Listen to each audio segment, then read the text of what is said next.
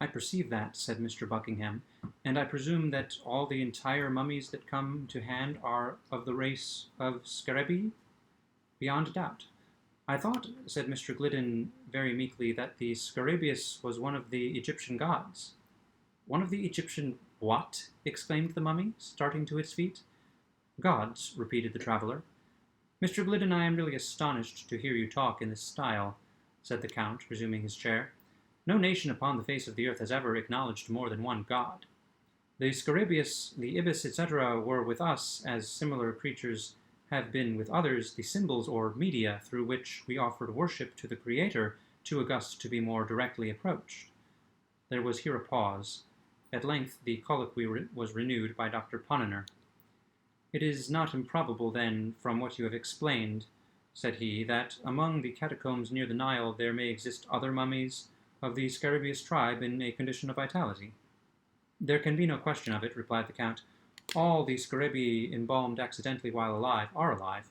Even some of those purposely so embalmed may have been overlooked by their executors, and still remain in the tomb." "Will you be kind enough to explain," I said, "what you mean by purposely so embalmed?" "With great pleasure," answered the mummy, after surveying me leisurely through his eyeglass.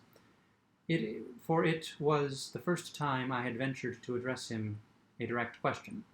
"With great pleasure," he said. "The usual duration of a man's life in my time was about 800 years. Few men died, unless by most extraordinary accident, before the age of 600. Few lived longer than a decade of centuries, but 8 were considered the natural term. After the discovery of the embalming principle, as I have already described it to you, it occurred to our philosophers that a laudable curiosity might be gratified, and at the same time the interests of science much advanced, by living this natural term in installments. In the case of history, indeed, experience demonstrated that something of this kind was indispensable. An historian, for example, having attained the age of 500, would write a book with great labor, and then get himself carefully embalmed, leaving instructions to his executors pro tem, that they should cause him to be revivified after a lapse of a certain period, say 500 or 600 years. Resuming existence at the expiration of this time, he would invariably find his great work converted into a species of haphazard notebook, that is to say, into a kind of literary arena for the conflicting guesses, riddles, and personal squabbles of whole herds of exasperated commentators. These guesses, etc., which passed under the name of annotations or emendations, were found so completely to have enveloped, distorted, and overwhelmed the text that the author had to go about with a lantern to discover his own book. When discovered, it was never worth the trouble of the search.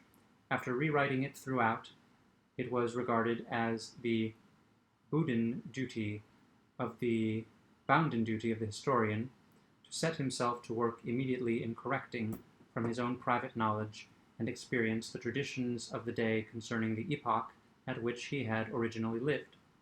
Now, this process of rescription and personal rectification, pursued by various individual sages from time to time, had the effect of preventing our history from degenerating into absolute fable.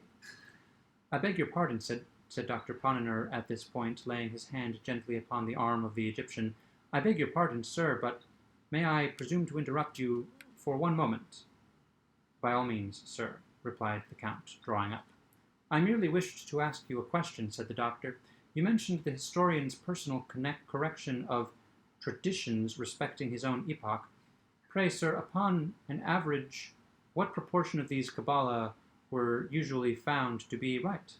"The Kabbalah, as you properly term them, sir, were generally discovered to be precisely on a par with the facts recorded in the unrewritten histories themselves.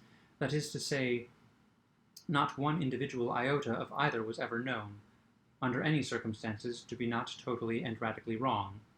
"But since it is quite clear," resumed the doctor, "that at least 5,000 years have elapsed since your entombment, I take it for granted that your histories at that period, if not your traditions, were sufficiently explicit on that topic of universal interest, the creation, which took place, as I presume you are aware, only about 10 centuries before.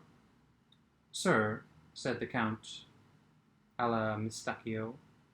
The doctor repeated his remarks, but it was only after much additional explanation that the foreigner could be made to comprehend them. The latter at length said hesitatingly, "The ideas you have suggested are to me, I confess, utterly novel. During my time I never knew anyone to entertain so singular a fancy as that the universe, or this world, if you will have it so, had ever had a beginning at all. I remember once, and once only, hearing something remotely hinted by a man of many speculations concerning the origin of the human race, and by this individual the very word atom, or red earth, which you make use of, was employed. He employed it, however, in a generical sense, with reference to the spontaneous germination of from rank soil, just as 1,000 of the lower genera of creatures are germinated. The spontaneous germination, I say, of 5 vast hordes of men simultaneously upspringing in 5 distinct and nearly equal divisions of the globe." Here, in general, the company shrugged their shoulders, and 1 or 2 of us touched our foreheads with a very significant air.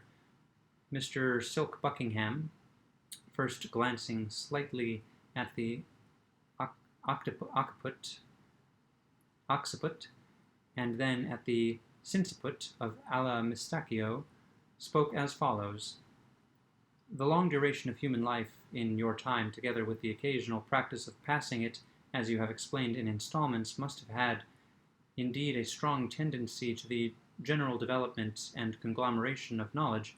I presume, therefore, that we are to attribute the marked inferiority of the old Egyptians in all particulars of science, when compared with the moderns, and more especially with the Yankees altogether, to the superior solidity of the Egyptian skull."